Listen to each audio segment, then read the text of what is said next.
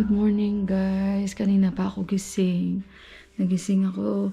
Nag-alarm ako kasi mga 4:20 mag-gym sana ako. Kaso lang parang hindi maganda yung pakiramdam ko ba. Okay naman ako kagabi.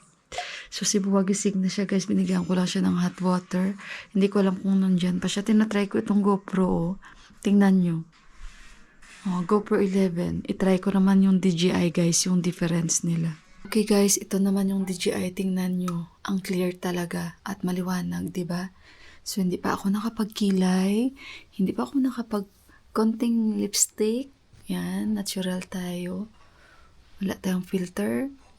At ayun, si Juan umalis na siya guys. Ang time dito is 8:23. Galing ako sa itaas kasi gusto ko magpa-araw. Kasi not feeling well ako. So ayun, at ano pa ba guys, nagbabalak ako. Sana bili kami ng prutas para kay, ilagay namin sa lamesa kay Buwa kasi kumakain na siya ng apple. Nag-boiled egg na ako at may fresh milk naman doon. Bigyan ko yun siya ng breakfast mamaya-maya konti. At kailangan ko magluto ng maaga. Kita mo kahit masama yung pakiramdam mo, kailangan mo talagang kumilos dahil wala namang kikilos. Ayun guys, mamaya ulit and happy Sunday po sa ating lahat. Exercise ni Buwa. Ramro daddy. Ramro? Sabi ni si Buwa guys. Gawan ko siya ng oatmeal. Yeah, what? Sag chicken and? I have already done here. Be dry chicken. And ginger. Buy ginger.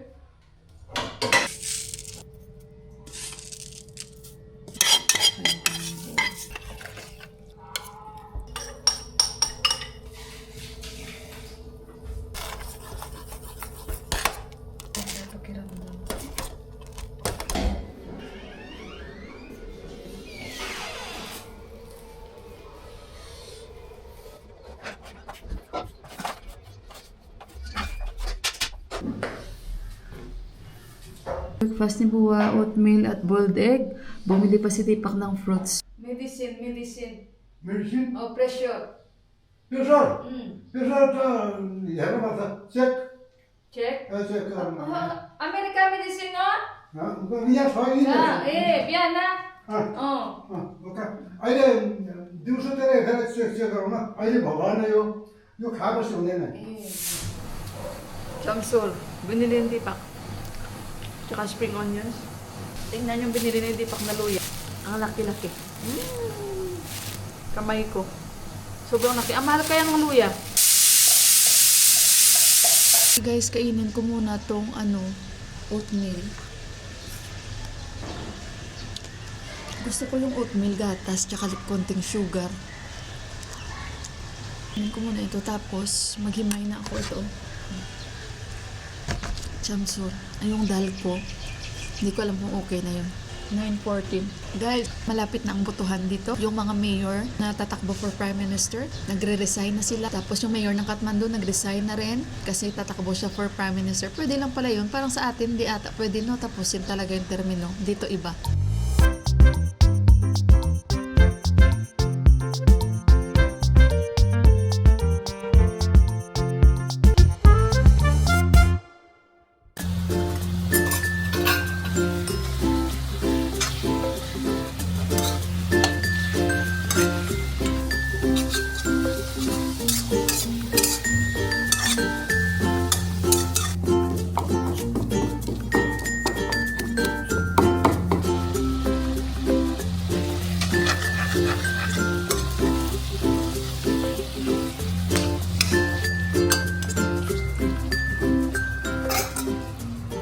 Okay guys, prepare ko na yung pagkain ng Tipak.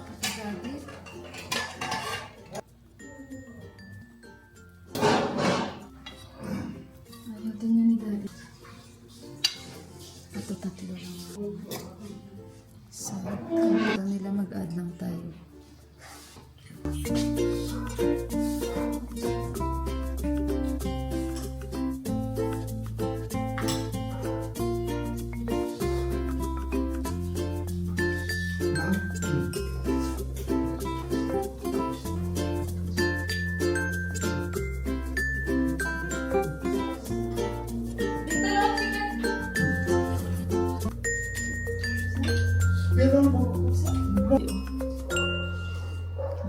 pala naka-record. Nagbablog ako. 10:32 pa oh. Maaga pang nakakain. Ganito talaga ang time ng kain ng mga Nepali guys. Yung brunch nila.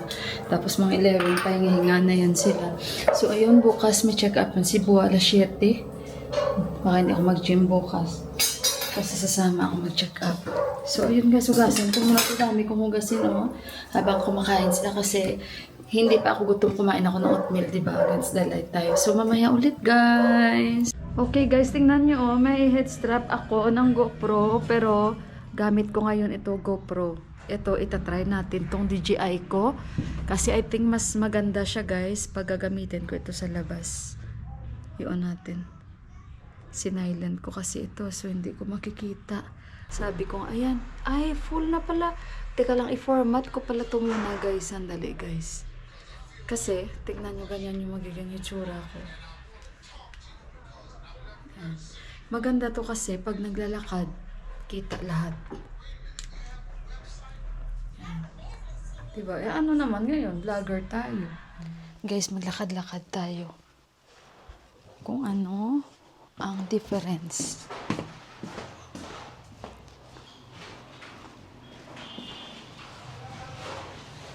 Walang natin.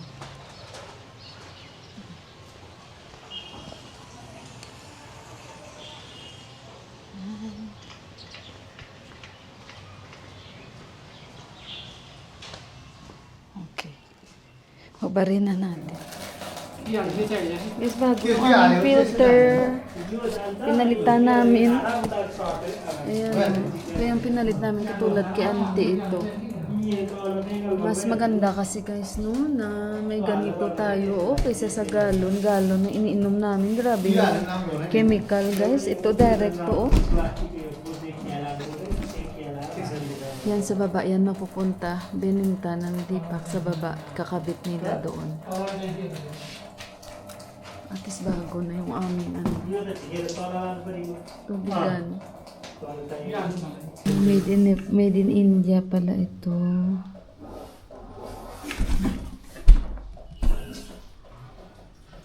Isa yun.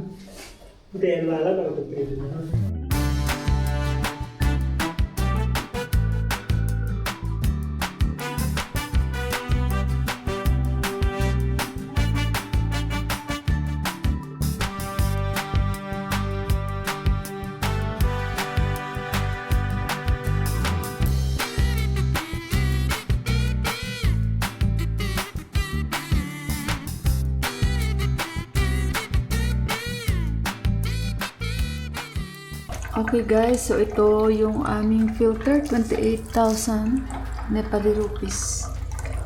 Ayan, maganda talaga guys may filter, no? At ayan yung ano, filter. Ayan. Maganda talaga kasi malaking tulong talaga siya guys. Kaysa sa gallons na ginagamit namin. Okay guys, check natin sa baba. Hello guys, inom tayo ng lemongrass tea na may honey, si Deepak Coffee and si Daddy. Ginawan ko rin si Daddy ng black coffee, walang sugar, same. Si Deepak naman yung coffee niya talaga walang asukal yan lagi. Ako lang, hindi ko lang kaya uminom ng coffee na ayoko namang magpa-pretend guys no, na inom ako yung coffee na walang sugar, hindi ko kaya. So ayan, pero maganda naman talaga siguro no, yung coffee without sugar. Alam nyo ba guys, busy na sila dyan sa harapan namin. Dito may inaayos din na bahay, dyan may inaayos din. Alis na yung nag-aayos ng filter namin and yung luma naming filter, bininta namin sa baba. Kasi nung bagong dating kami dito, yan yung naging priority ni Deepak. Kasi nga si Johan, may bata, so tubig talaga yung inunan niya. Dahil nga alam niya ang tubig dito ay hindi ba talaga safe. So, kaya yan ang inuna talaga. And yung luma naming filter, bininta namin sa baba. Pinalagay na agad. Kasi wala dyan si Bay, yung tatay lang nila. So, bininta ni Deepak mura lang kahit papano hindi na sila mag-order guys sa gallons. Si Bua nagpapahinga na siya sa kwarto niya. Nanonood ng ewan ko ano sa mobile. Ginawan ko rin siya ng coffee. Na-convince ko rin siya uminom ng coffee. At saka bukas meron siyang check-up alas 7. Ay, hindi. 6:45 sabi ng Tipak, alis kami. And baka hindi na ako mag-gym. At saka full body check-up. Full body check-up na naman si Buwa kahit doon nakailang ulit na normal lahat. So ito tingnan natin guys kasi ito yung gusto niya mangyari para ma-convince na talaga siya sa cardiologist ito guys.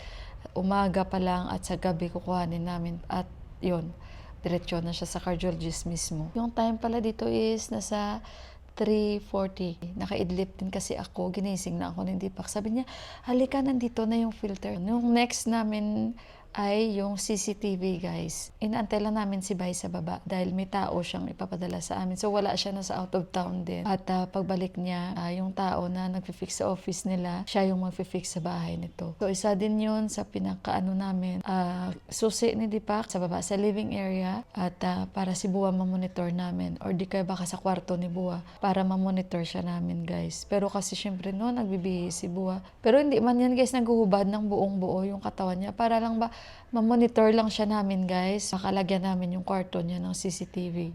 Yan yung plano namin na suggest ko lang kay Tipak para mamonitor. Kasi ayaw niya guys may kasama siya. Ganun yun siya. Ayaw niya guys may kasama siya na ibang tao sa kwarto. Ganun si Buwa. Pero alam nyo, okay naman siya. Yun lang parang, ano yun? Anxious ba siya? Anxious. Anxious. How to say, Papa? Anxious? Anxious? Anxious? Anxious? Oh, para bang kaya siguro kung pwede lang sabihin nila anxious. Anxious. Anxious.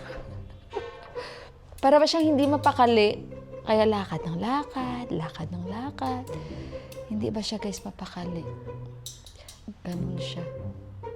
Or di kaya sabi nga ni Kanchi Indira, nag-a-adjust pa siya. So sige, tingnan natin, nag-a-adjust pa nga si Buwa. Dahil hindi na siya kagaya before, na talagang nag-walking siya. Ngayon parang short lang yung pag-walk niya, balik siya agad. Yung ganun ba? Pero siguro nga talagang nag-a-adjust pa siya. Tingnan na lang natin. Hindi pa naman siya nakikipagkita sa mga kagrupo niya dito na kaedad niya. Pero yung mga kaibigan niya, kilala ko guys, na taga dito sa amin kasi kilala nila ako. Pag nakikita nila ako, ay buhari yan ni Budatuki. Taga dito sa amin guys, kilala nila ako kung kanino akong buhari. Pag may magtanong, foreigner yan, buhari yan ni Budatuki dyan, Dyan banda na bahay, ginaganyan nila. Kilala na nila ako dito sa area namin guys. O, diba? So, ayun guys, mamaya ulit. Si Buwa, tulungan niya ako magkuha ng mga labahin ko dito,